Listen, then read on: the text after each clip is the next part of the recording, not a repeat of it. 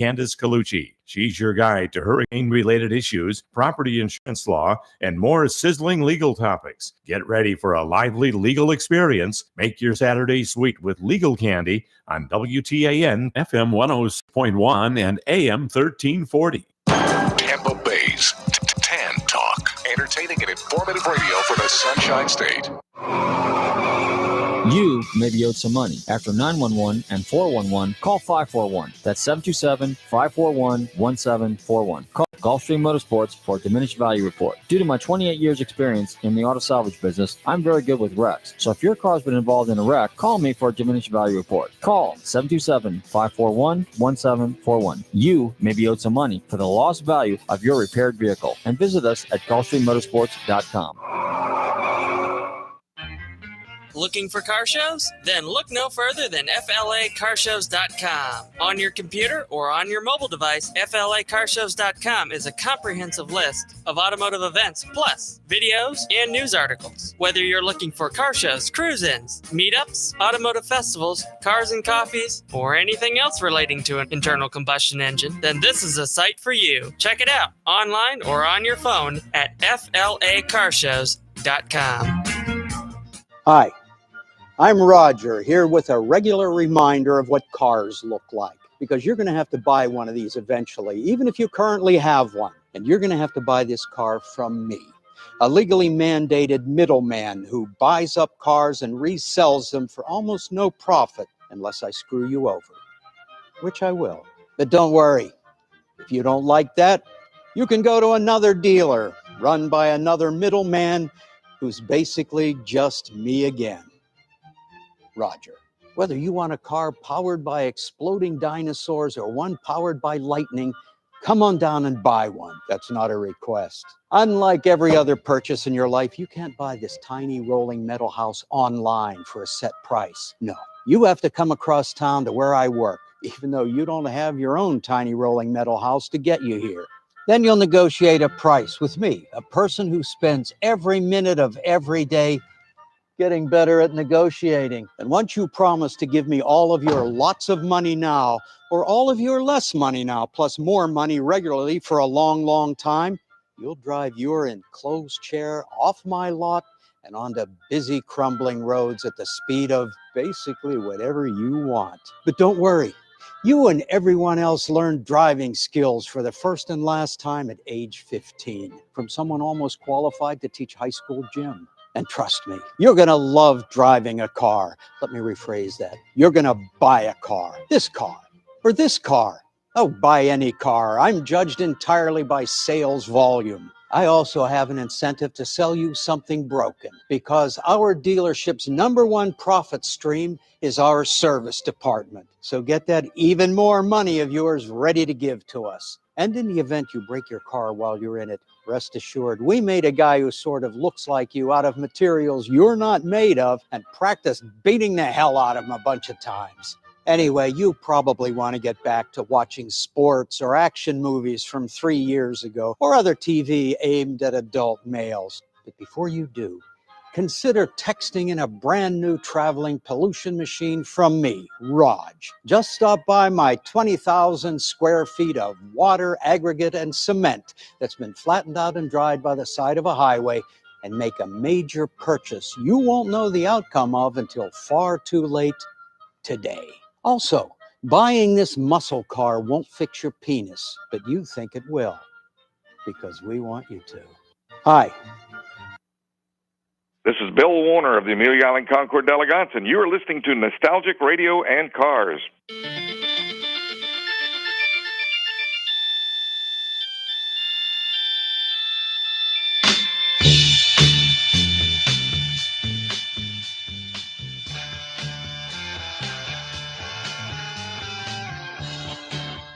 Okay, listeners, welcome. You're tuned in to Nostalgic Radio and Cars. I'm your show host, Robert. Run your computers and Google TanTalk1340.com, and you can see us live here in the studios in downtown Clearwater. Don't forget to check out our website, GulfstreamMotorsports.com, where you can find out all about us. And if you've missed any of our 700, I think it's like 70 shows now, something like that, don't forget to check out Nostalgic Radio and Cars, our historical archive page. Good evening, Edward. How you doing? Doing all right. Yeah, how's your pumpkin doing? It's sitting there looking at me. You know what? I should have brought that in here so we could just kind of flash it up in front of the audience here. But anyway, all right. Hey, we got a great show for you tonight. We actually have in our studio live another live body. We have Brian Baker with us. Brian, how you doing? I'm doing great. Glad to be here. Why don't you introduce yourself real quick and tell everybody who you are real quick? Is that mic in a good spot for you?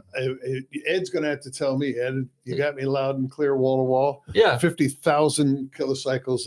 Well, I don't know what we're broadcasting. We're millions. Okay. And we're reaching tens of millions of people. This is a great night for me because I grew up a radio brat. Mom and Dad had a radio show on WGET when they were newlyweds back in the early 50s. And my brothers went into radio, but I went into cars. I was the car kid. I was the kid in Indiana where you learn to play basketball at age 3. I was sitting at the side of the playground sketching cars. And I said, I got to find a way to get into this. Well, I had a grandfather who loved cars. He'd show up in Packards and Pierce Arrows and Rivieras. And yeah, he had I still have his 71 Boattail Riviera. It's been in the family since day one.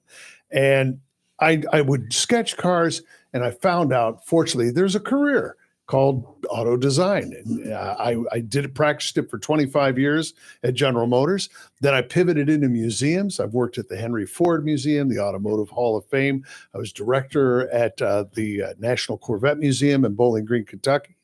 And for me to return to radio, I'm feeling it right here tonight. It's a great time to be here and share some stories about 50 years in the auto industry in Europe and here in the States, Asia. I've been blessed with a career that took me all over the world, and it's almost always been about cars. Well, now you mentioned design. Did you go to the Art Center College? I'm a graduate of Art Center College in Pasadena, and I taught at the other school, College for Creative Studies in Detroit, for 33 years. So that's the Harvard and Yale. If you're going to be a car designer, those are the two places you go. Well, that's interesting because I did not know about the one in Detroit. Obviously, growing up in California, we all knew about that one. That was when everybody aspired. Just like you, I doodled on cars. I always drew these really cool cars. You know, my mom was an artist, so she would, well, no, this is how you drive a car. And so, I get in trouble for that because teachers would say, hey, look, I mean, you couldn't you're not going to get paid to do that. No. Wrong. Right. In 8th grade, we had to do a class project. Yes. What did I do? A junkyard diorama with real 1/24 scale models. Cool. Nobody got it. And I was labeled, kid, you're demented, man. You are really messed up. When I was a little kid in 63 or 4, well, you were a kid too. So did you build models when you were a kid? All the time. Okay. So we had the hobby shops. Yep. They would have contests. Mm-hmm. So you would build a model. So one day I'm walking down 4th Street in Santa Fe, California, and I'm walking to the model shop there. And what was the name of it? I know you know the name. It's fortunately it was Santa Fe something. In Indy, it was Ed Schock's Hobby Shop, and it was like going to Disneyland for me. You go in and pick out a new model to do every week. Did they have a slot car track there? They had a slot track. Everyone had a slot car track in the back, right? So, but in the window out front, the display window, they had a guy had taken a Ford truck and a car and a trailer, and he had a wrecked car on the back of that trailer. That was his model contest. Right. And I said, where do you buy that model? And the guy goes, you can't buy those models. So the kid was in there that did it. He was a couple years older than me. Mm-hmm. He says, oh yeah. He goes like this, and he flicks his bic. Well, cigarette lighter back then. Melting it down. That's exactly what he did. Well, I tried that. And you know how many I ruined before I finally got it down? And then, of course, and then ultimately I ended up in the salvage yard business of all things. There you go. That's where a lot of us got our start. I mean, I used to wander yards, like that great scene in Graffiti where Milner hops over the fence and he's walking the girl around, seeing all the wrecks. A lot of it was, seeing cars distorted. That was not showroom specials, customs, distorted, things like that. That was what I put on the page when I started drawing. Because the key in design is not to do something that looks like something that's out today, but what's possible in the future. And that's how I spent my years. Did you ever get a chance to work on any, what do they call it, concept cars? All the time. So tell us a little bit about concept cars. I spent more time in my 25 years at GM Design doing concept vehicles, concept GTO, a lot of stuff that we revived, in that era, including the one that I'm best known for. the Chevrolet SSR. That was my baby. Really? First sketch in between the future vice president and the current vice president. I showed my sketch to Mr. Cherry, and he said, go do that thing. It was retro pickup. Right. But to tell the truth, I was working at a restoration shop when I was 17, sanding my fingerprints off on a 33 Plymouth, you know? And I got to go, I get sent out to the wrecking yards when they needed a part. And there was a guy in Indy. He had Rex Incorporated, had 4 locations around town, and he was a master of the telephone. I'd go into there looking for taillights from something, and he literally is working 2 phones in each ear. And he's like, 58 Chevy, yeah, I got it. Come on out. You know, get 48, 30, yeah, I got that. He would, yeah, yes or no. He could tell you what everything was on his lot. So a lot of us spent our time walking wrecking yards, getting inspiration. And it carried right through into my professional career. Doing concept cars is the challenge is finding out what do people are going to want in 3 or 4 years and lead them. That's what Harley Earl did at GM Design right after the war. He started the Motorama era where he'd do customs. The Corvette was just an idea. It was a concept vehicle. Well, people loved it so much they said, yeah, let's build a few hundred of them. So they built 300 of them the first year, and it took off from there. But concept cars, the fun part is you get a clean slate. Now you gotta be respectful of the brand. If you're doing an Oldsmobile, it's gotta feel like an Olds. If it's a Chevy, you gotta find that. But there's so much freedom when it comes to that because you're usually not hung up on, okay, it's got to be a 98-inch wheelbase and it's got to be this wide and all that. You can do anything you want. And that was the case with the SSR. The first one was on the S10 chassis, the show car. And then when they decided to put it into production, it went on to the Trailblazer chassis, which made it about 10% larger. And I wish it had stayed a little more street roddy like it was in the original one. But, well, it's kind of like the Prowler when they came out with that, and that was a Mopar thing. And then the SSR, but then you had the HHR, the little van. Were you involved in that one too? No, they came after the SSR. Right. But it was, I wasn't involved with that. The guy who's now the vice president of design at GM is a guy named Brian Nesbitt. Brian was at Chrysler. He was on our show. Brian worked on the HHR before we brought him over to GM. And I want to wish him the best of luck. I think he's got the tiger by the tail and a great opportunity to do some new things with GM. But the answer to show cars and concept cars is you try and inspire an organization that's conservative. General Motors is a pretty conservative place by doing a wild ass show car that everybody just goes, yeah, you got to do that one. And that was the case with the SSR. People were so excited about it. I share the patent with GM on the retractable hardtop. I did the first sketch. Yeah. So American Sunroof wasn't involved in that one? ASC came in while we were doing the car. I actually was lead designer. I went to ASC. We needed a couple more designers working on it. ASC and Carmen out of Germany. Germany. Okay. Carmen and ASC partnered on that retractable hardtop. But the idea came out of our shops and out of my show car. So let me ask you this. So like how much did the production car deviate from your original design? Like I said, other than bloating it about 10%, it's pretty darn close. Now the interior changed a bit more. I had, the waterfall of color down between the seats was inspired by the late 50s Corvettes because we went to the show in 2000, the Detroit Auto Show, and we had the concept vehicle there.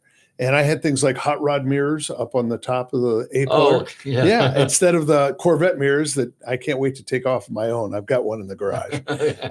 And all the things that it came really close to taking the concept car and putting it right on the street. And that's pretty rare. Usually they get changed a bit, and the history is littered with failures that change too much from the concept to production.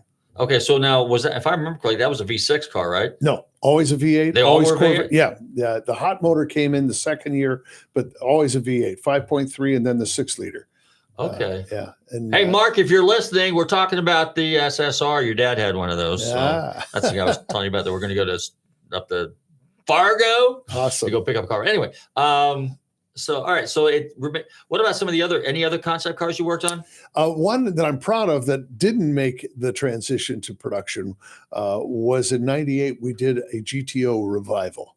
And that would have been great. If you look at it, we built it, we showed it at the auto show, and they ended up bringing the Holden up, but the GTO concept that we did looks very similar to the revival of the Camaro that we came out with in 06. If you look at the two vehicles, but it was so fun digging into that rich history of the GTO and the muscle car, and what would you do to bring it into a modern time? And that's always the challenge. And with the SSR, I had that challenge of how much modern, how much retro.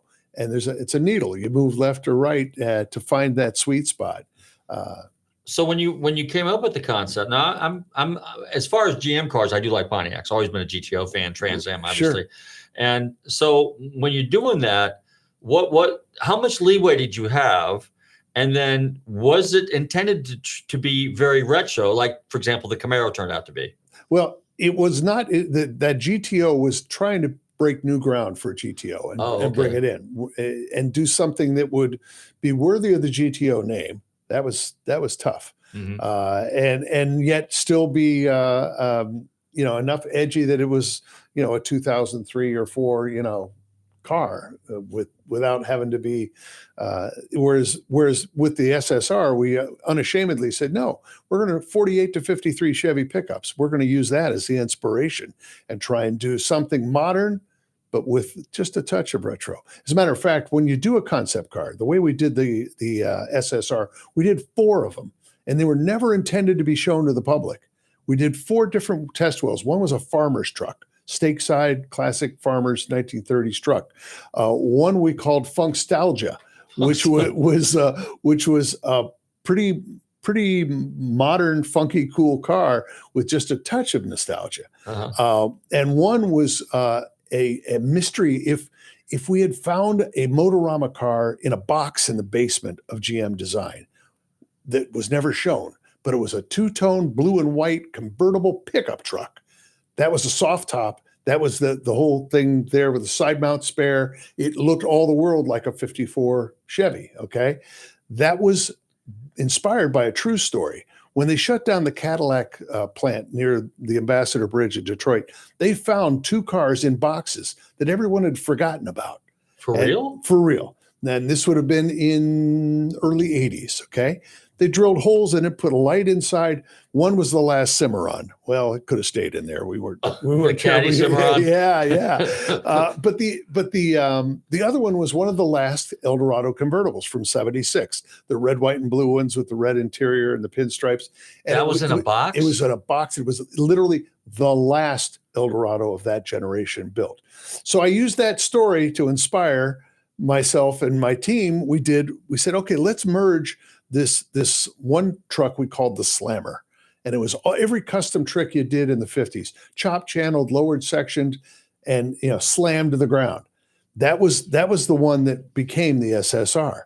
And the Slammer, as it was known, lit up the eyes of our board of directors. We showed it in a private showing to our board and kind of digging our way out of GM was under a lot of pressure, GM Design, because of the Aztec at the time. And so they said, okay, free, cut the strings, go wild. And we did. And the SSR is one of the vehicles that came out of that. Never intended for production, but as soon as the board saw it, there was one board member, pretty conservative guy, but he did a Michael Jackson moonwalk by the thing. He said, we got to do this. 3 months later, we had it on the show stand in Detroit. 6 months later, it was approved for production by Rick Wagner. Wow. Now, the Aztec, that was just what was Pontiac and Buick did one? What was their called? The Rendezvous. Yeah. And I think, Chevrolet much didn't better. have it. Chevy didn't have one. No, they had the Lumina and then they had the other thing. But all right. So did the SSR, did any of these concepts, did they make is the SEMA floor by any chance, or Autorama? A lot of times we'd take them to SEMA. Usually you debut them in January at the auto show. Right. When the Detroit show was really the granddaddy show in North America. Cobo Hall there. But we would do a fleet of concept vehicles for all the brands. Not all of them got shown. They would, 20, 30 cars done by the studios. We had the best design team in the world at that point. We had 300 designers, huge compared to Ford and Chrysler. We would create these concepts, these one-offs in our shops. Oftentimes they were milled out of full-size foam. They weren't runners. They were just a roller. Static. Yeah. And that's how the SSR started. But as soon as they gave the green light in 3 months, we went from a static foam model to a full running car by January. And that was record time at the time. Now, was Lutz there at that time, or did he come later? Bob came while we were starting it. And I love the story because Bob, kind enough to be a friend, walked in, saw the SSR and said, "You're going to do this?" I think he was so expecting that GM was caught in this doldrum that they weren't doing anything cool. And as soon as he saw the SSR, he said, "I can't believe you're going to do this." And he was behind it 100%.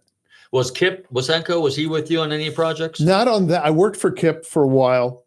Kip did not work on that SSR. Was he only Cadillac, I think? No, Kip did a little of everything. Okay. He did Buicks, he did Cadillacs, he did whatever was needed. He was one of the studio chiefs, and I was a junior designer working for him at the time. Kip did some great stuff. And Kip, as a matter of fact, is coming to Florida this week for the show. He'll be there at Lake Mirror? He'll be there at the Lake Mirror Classic this coming weekend, judging with myself and some others. Okay, good. So so how does it work then? So if you were in a giant studio, let me see if I got this right. You guys are in a giant studio with 300 other designers. Individual studios for each brand. Chevrolet had 3 studios. One studio was just Corvette and Camaro. Right. The others were the Luminas and the middle of the road stuff, and all. And that is separate from the truck studios. So we had about 26 studios in Warren, plus the West Coast studio and the rest of the world.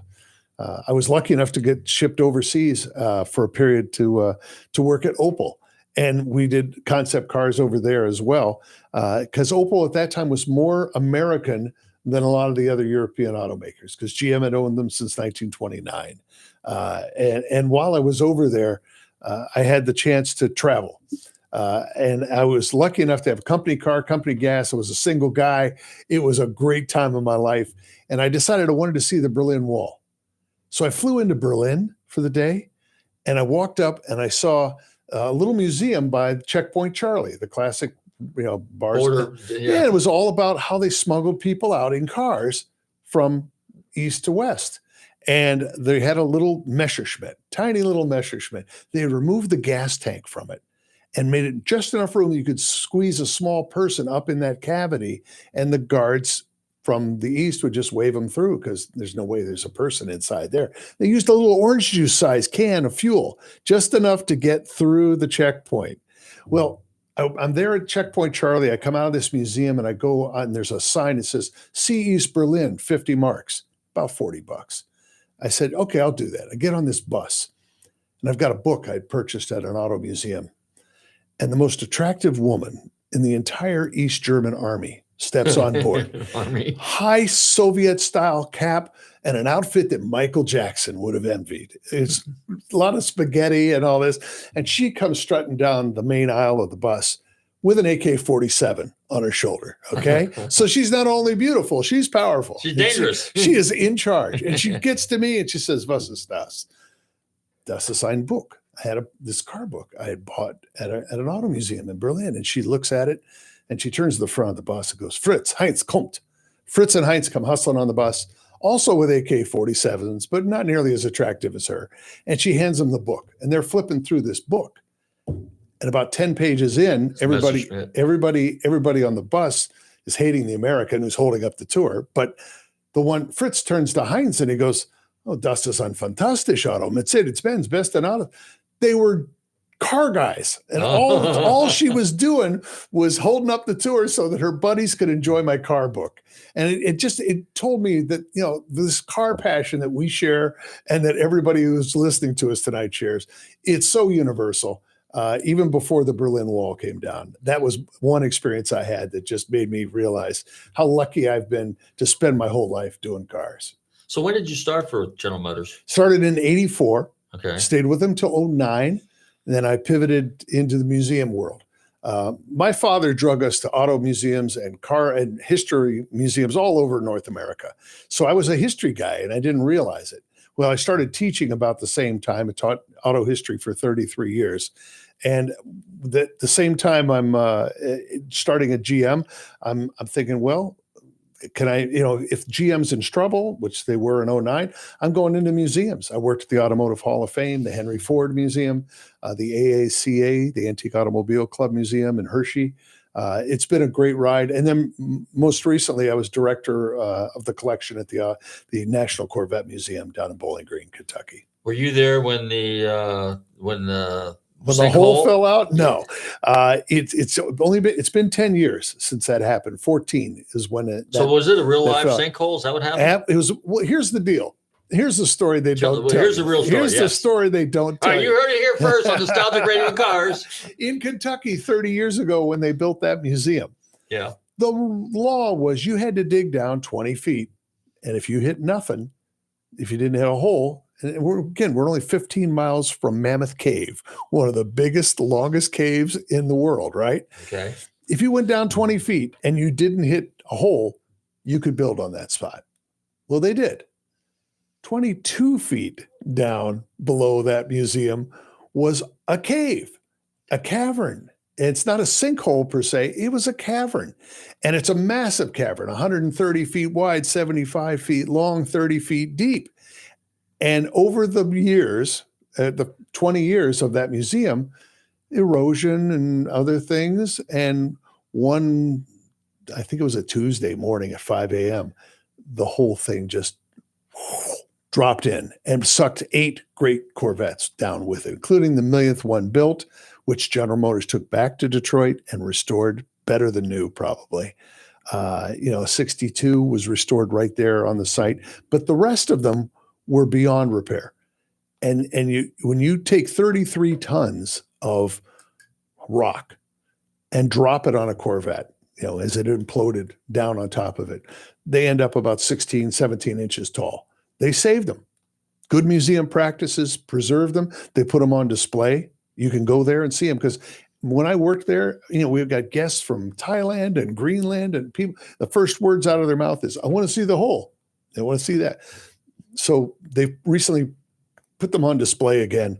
And it's fun to see what Mother Nature does to a vet. And I know you're a Ford guy, so it probably makes you happy. Absolutely. One of the legends was that to fill the hole, they found just nothing but Mustangs and shoved them all down I knew there. that was coming. Okay, so it's interesting because I was going to ask you if they saved those cars. Now, what happened to the hole? Did it all get backfilled? The hole had to be filled in. There was a plan at one point to put a clear cover over it so people could look down into the hole. The hole's still there. How big is it? A camera, and it's still 130 feet long, 75 feet wide. Oh, wow. It's still there, but they had to build structure, and they filled in the area where it fell in. There's a lot more tunnels there, caves, but they filled it in with lots of pea gravel and lots of, it's very, very stable. Probably the most stable place in Kentucky now. Interesting. So going back by comparison, we got somebody on the phone? Yeah, let's go ahead and call him now. He's on the phone now? Oh, okay. Hey, he just called. Okay, good. We're going to go ahead and just flip him on. Is he on? Okay, hey, did you tune into Nostalgic Radio Cars? It's time to bring on the man in charge of the Lake Mirror Classic, Robert D'Angelo. Robert, did I say it right? Robert, how you doing? You got it right. How are you doing? Pretty good. Brian's sitting over here. We're just telling Corvette stories. Oh, I heard about them putting the Mustangs in the hole where the Corvettes fell in. Yeah, see, he had to do that to me, because that's okay. Me being a Ford guy. So, how you doing? What's going on this weekend? Let's share this with everybody that's tuned in to Nostalgic Radio and Car this evening. Okay, well, the 26th annual Lake Mirror Classic, which includes Concours and an open car show throughout downtown Lakeland on Saturday. Friday night, we have a hot rod rendezvous. And Sunday, we do a road tour. And we got cars coming from 26 states. We got 14 museums coming in from 5 states. And, Brian, half of Detroit seems to be coming down. Well, your event, first of all, congratulations on 26 years. And it has become so well known that I had to come down. This is my first time judging with you, and I'm really, really excited, as are most of my other judge friends. We have a great group of judges as well. If I'm not mistaken, I think 8 of our judging team are chief judges at other events. It's going to be fabulous, and the weather looks like it's going to be great all week. So, looking forward to that. Smiling on the show. You know, Sure. I got to tell you, I don't know how many years I've been going, probably since Ford Heacock started it, probably back in the day. And I don't know if I've ever had a bad Saturday there. I think the weather has always been almost perfect. And so what you want to do is I'd rather have you tell the listeners, tell us about some of the cars, some of the feature cars, feature marks, some of the celebrities are going to be there. This is at the concourse, and then obviously about the lake and amphibious cars, and then go into what's going on downtown as far as that car show. See, what I wasn't smart enough to do was open up the website and look at it, because otherwise I'm going to forget stuff, right? All right, so I can tell you this. We were going to go a whole different direction last year, and it's 4:15 p.m. at the end of the day on Saturday at last year's show. And we had Mercedes and Cadillacs for both being featured last year. Well, sitting in a 1973 Cadillac Indy 500 pace car, which most people never remember that as a pace car, by the way. Mm-hmm. But the gentleman his name's Ed Diedick, and Ed was here with the American Muscle Car Museum. And he said, the owner of the museum had such a great time with his wife, they want to make sure we get invited back.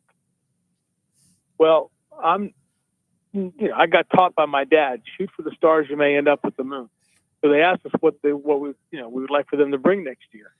And I said, I think that 1966 Allen Mann lightweight Ford GT40 would be a pretty cool thing. Well, we asked for you shoot for the stars, and in this case, we actually got the star. Wow.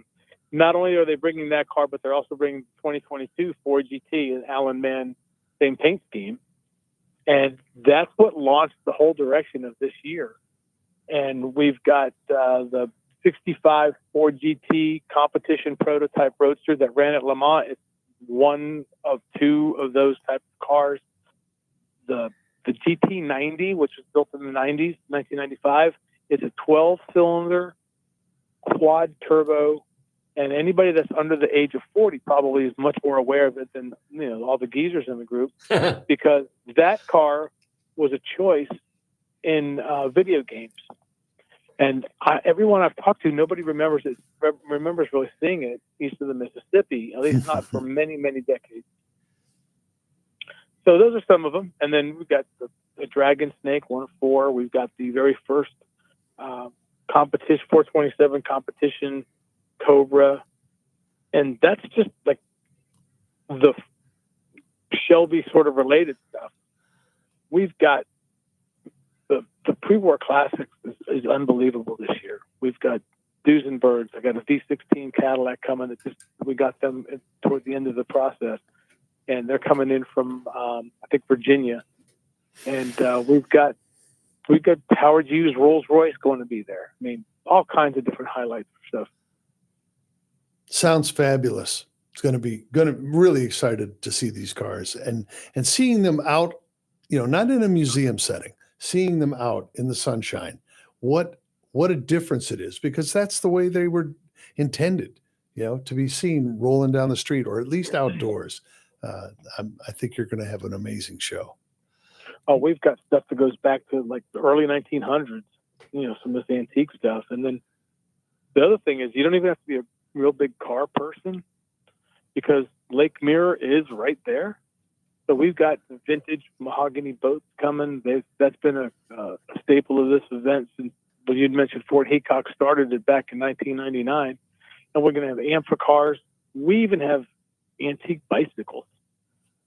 So there's something for everybody. So talk a little bit about, now the best part about this whole event and yours and downtown, it's basically open to the public, correct? There is no charge for people to be spectators. It's a free event for spectators. And to me, that makes it a very unique event, because a lot of the Concours events, I keep being told by people all the time, like, wow, this is a fun event. Most of them are pretty stuffy, and I just look at them and I do my little best impression of like Animal House. I'm sitting there like, well, there's nothing stuffy about me. So we're about having fun. I mean, you think about people bringing these cars from all these 26 different states. That's no small expense for them to travel, transport these cars, get them prepared to be seen, and in a kind of a competitive situation where they're making sure their car looks the best it can. All that is very expensive stuff to do. Well, if you're not having fun, why would you be doing it? Right. Absolutely. Can you tell us about some of the judging classes and who are some of the celebrities are going to be there?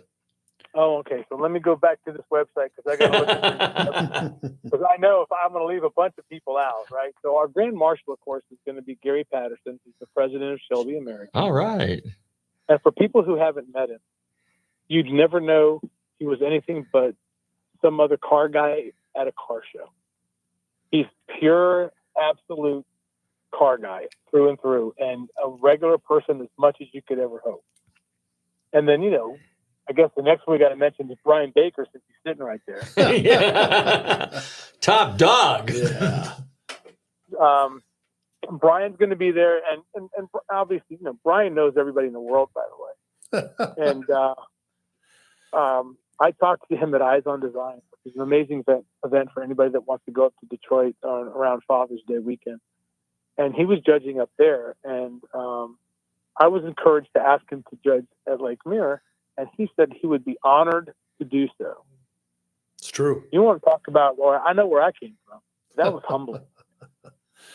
But well, thank you for asking. We'll look forward to hopefully living up to your expectation. Oh, you're on a pedestal. You got no shot.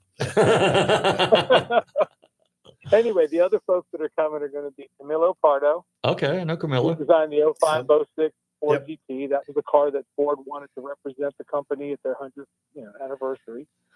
Last year, our Grand Marshal from last year was Kip Lisenko. He's a GM designer, did a lot with Cadillac. Yep. He also designed the Cadillac LMP race car, and he's a racer himself. And we've got David Hobbs, Hall of Fame race driver. And I'm laughing because on our website, we made sure we put Andrea Robertson that does David Hobbs, ladies before gentlemen, right? But her story is just the most heartwarming, and she is such a spectacular individual. Yes. I won't tell you when I first met her in person, but it was 11 minutes in. I'm like, yep, she's comfortable. But they went back to Le Mans in 2011, her and her husband, and a third driver, and they brought 44 people, 2 cars, spare parts. I heard that they had 55 sets of wheels and tires. The expense to do that is immense. I have guessed at the number, and I was told I wasn't even close. And she's coming down. I'm going to honor her and her husband. He has since passed.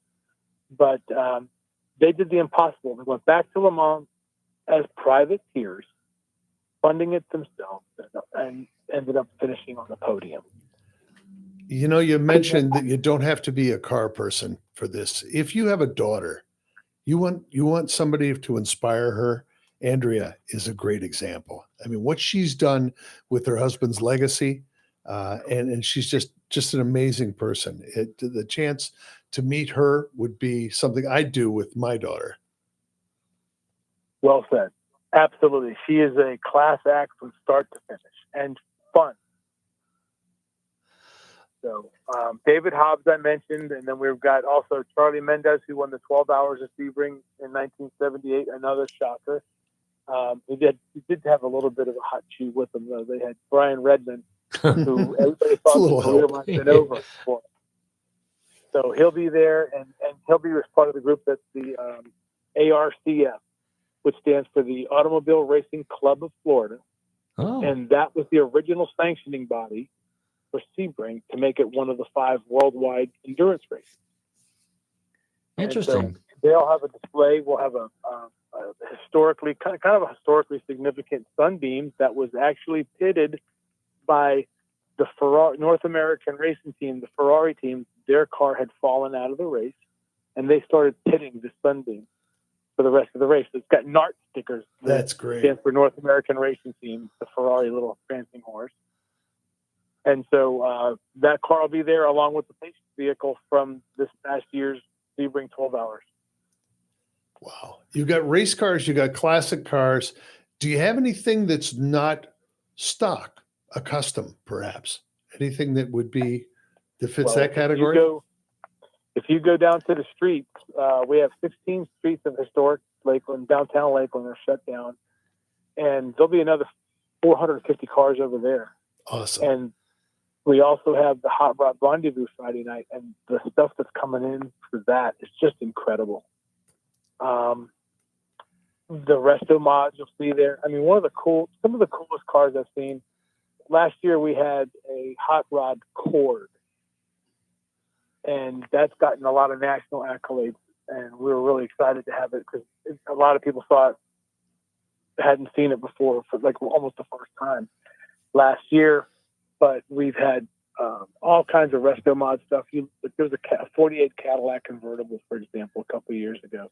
You walk up on it and you think, oh, that's a really nice 48 Cadillac. Well, then you notice, well, those wheels look a little bigger than they would have been in 1948. And then you look at the rest of it, and the whole thing was a resto mod. It was incredible. And you'll see stuff like that. Never mind, there's going to be lots of 59 Camaros, 70 Chevelles, and so forth.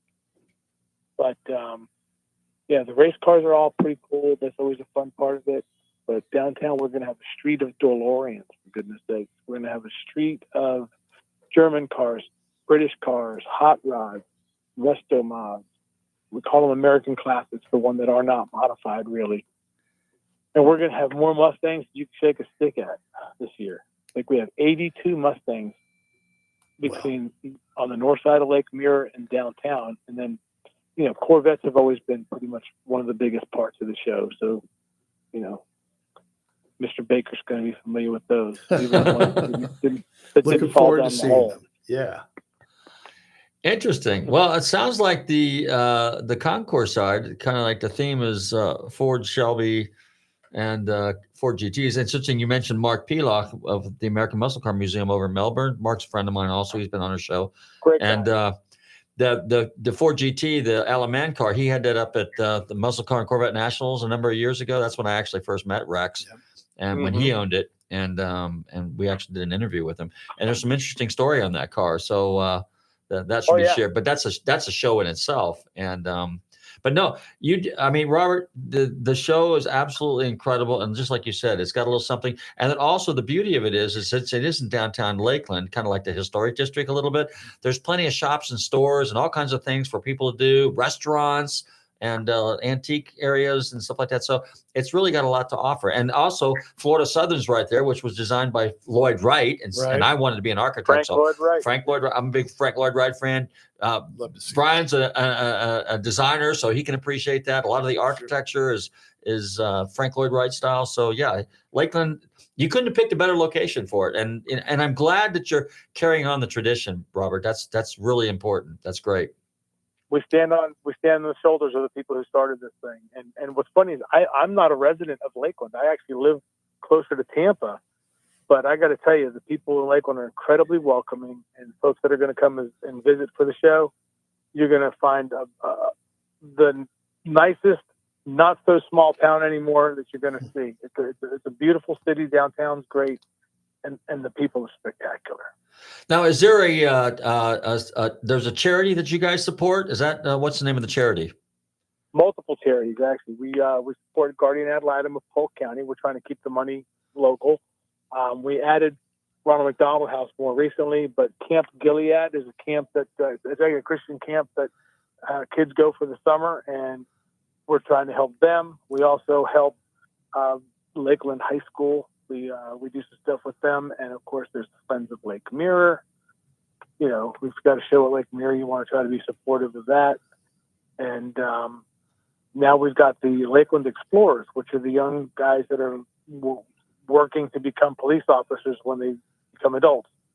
And I think it's kind of neat to have them be a part of it as well. Okay. On a big shout out to Sheriff Grady Judd. You're doing such a great job in Polk County. He was supposed to be here Friday, but he ended up he's not going to be able to make it because he's doing something with his grandson. And, family first, I get it. No, that's absolutely perfect. So now if people want to find out more about the show in advance, you said there's a website. Tell us about the website. LakeMirrorClassic.com. Like like mirror, mirror on the wall, lakemirrorclassics.com. Okay, cool. Well, Robert, I want to thank you very much for hanging out with us here at Nostalgic Radio and Cars. We will certainly be there this weekend, and I think I get to help out a little bit on Saturday as well, downtown, right? You're going to be one of our celebrity judges for the downtown portion of the show. All right. Absolutely, yes. I'm looking forward to it. So, but again, thank you very much for the opportunity, and thank you very much for coming on the show and sharing the information about the upcoming Lake Mirror Classic. Brian, I feel like I hijacked it for the last. No, we're honored to help you out, and I'll see you Saturday. I'll see you Friday night. That's right. I'll see you. All right, pal. I mean, it's hard to believe we're only days away. It's incredible. Great. Super. All right. So you take care, and thank you very much. And we'll be talking about the Lake Mirror Classic in Lakeland this Saturday. Thanks very much. You're welcome. Thank you. Bye-bye. You know, Robert mentioned DeLoreans. Oh, you got DeLorean If I story? can share you a quick story. Well, wait a minute. Was he with? No, when did John? He DeLorean left General Motors in '73 Oh, to form okay. his own company. Okay. And when I was at GM in the late '90s, it would have been actually in '07. I had this great guy named Jeff. Jeff was my man Friday. Jeff is from Boston. And he's a Boston guy. And Jeff, if you're listening, sorry, pal, my impression's not great. But I just casually would mention things to Jeff. And I said off the top of my head, I said, wow, you know, I really like to talk to DeLorean. I'd love to hear his side of the story, you know? And 2 hours later, Jeff puts a piece of paper on my desk. He says, it's John's number. He'll answer. You call him. I call up John DeLorean. And I said, John, I'm Brian Baker. I'm with General Motors. I was waiting for just to hang up because he didn't leave the company happy. He was going to do his own thing. And he said, yeah, what can I do for you? And I said, well, I'm doing oral histories on GM and you've got great stories, I'm certain. And he said, oh yeah, I got 100 stories. And we talked for an hour and a half on the phone that day. And he was just so forthcoming about, where it was great, where it wasn't so great, the history of the GTO and all the other great things that he did. And I said, John, I'm coming to the New York Auto Show in 2 weeks. Can I bring a film crew? Can we meet somewhere and let me put this on camera? He says, sure. A week later, John passed away. And I've used that to inspire me when I meet legends in our business. I get them on tape as fast as I can. Yes, I'm grateful for that hour and a half I had with him, but and the stories, I know I've practically memorized everything he said to me, but he was an inspiring guy. I mean, he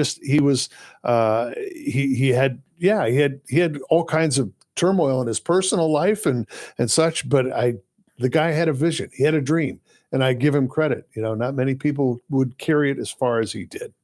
It's interesting you mentioned that because I tried to get Wanger on my show, Mm-hmm. and I also tried to get John DeLorean's brother was involved in Pontiacs, pretty heavy, and racing in town. So I did not know that until, I don't know, the last 10 years, and I was never able to get his brother on the show, and I don't think he's still around. Passed away now. Yeah. So, and then the interesting story is Malcolm Bricklin, who was on our show here, who's also friends with Mark. Mark Peel up with the American Muscle Car Museum. Sure. He was able to put me in touch with Malcolm, who also lives over in Vero Beach. So Malcolm was telling us the story that the original blueprints for the DeLorean came from the Bricklin.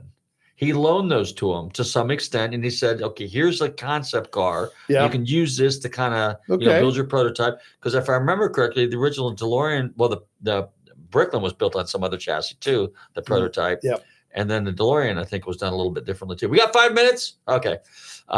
Ed just held his hand up. He's going, he's just waving at me, I guess. I gotta plug one other great show. Sure. That if your listeners are looking for great unknown events, every June in Indianapolis, a guy named Kevin Anderson puts on the Custom Car Revival. And Kevin draws from all over the U.S. If you like 50s customs, cars that look like they came out of Gene Winfield or George Barris's shop, that's the criteria. There's no billet. There's nothing modern on them. They have to look like they were done in 55. It's a great show. And I was at the James Dean Festival a few weeks ago up in his California? hometown. No, in Indiana. Oh, that's right. He's from Indiana. In Fairmont, Indiana. And I'm freshly retired, so I'm getting to every show that I haven't had a chance to before. There's 2 great ones for your listeners to try. The Alexander brothers Yeah. out of Detroit. Did you ever get a chance are any of them around? Not any long. Both have passed, I do believe. But a lot of their disciples ended up in the car business. Reggie Gay, who's still a designer at GM, was a kid who hung out at the Alexander Brothers shop when they were doing all that great stuff, the Dioras and stuff in the 60s. Who else is notable, an old timer, anybody still alive from back in the day? Well, it's a very good question. Ones that I'm running through racing. I'm running through there's always somebody who you wish you could get to before. Right. We'll have to talk off the air about who's out there that might still be available to talk. We just lost Gene Winfield last year. He's been on my show twice. Super guy.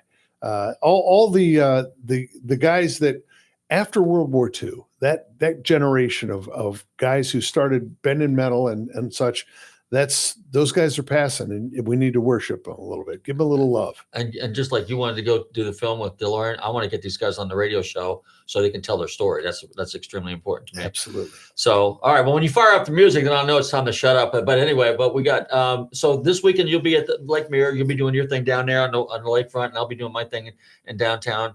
And Brian, we're gonna have to get together and do this again. I really want to get you on, and so because there's a lot of stuff we didn't get to talk to. Because I'm sure you can fill an hour with no problem, right? No so problem. Real quick, what do you have in your stable? Real quick, I think you have 30 seconds. I've got a '71 Boattail Riviera that was purchased brand new by my grandfather. I've got an SSR, one of the ones that I designed in screaming yellow. Okay. I've got a Fiat 124 Spider. Little different flavor there. It is a ball to drive. What year? 79. Last of the carbureted ones. I've got a Chrysler Crossfire Roadster. That's a Mercedes. It is a Mercedes. It's the only Chrysler ever built in Germany. Okay. But that's what's in there right now. I've had BMWs, I've had Porsches, I've had a little of everything. I'm not a purist. I'll do customs, I'll do stock sports cars, I'll do exotics, and I want to buy a 19-teens Baker electric before I die. Yeah, that'll be the first electric car I'll own. Okay, well, Baker, there's a connection there. All right. Well, anyway, I want to thank Brian for hanging out with us here at Nostalgic Radio Cars. Corvette Stories, Corvette Museum. You want to give a shout out to those guys real quick? Absolutely. Bowling Green celebrating their 30th anniversary of the museum. If you've not stopped, it's just 45 minutes north of Nashville. It's about 35 if you got a vet.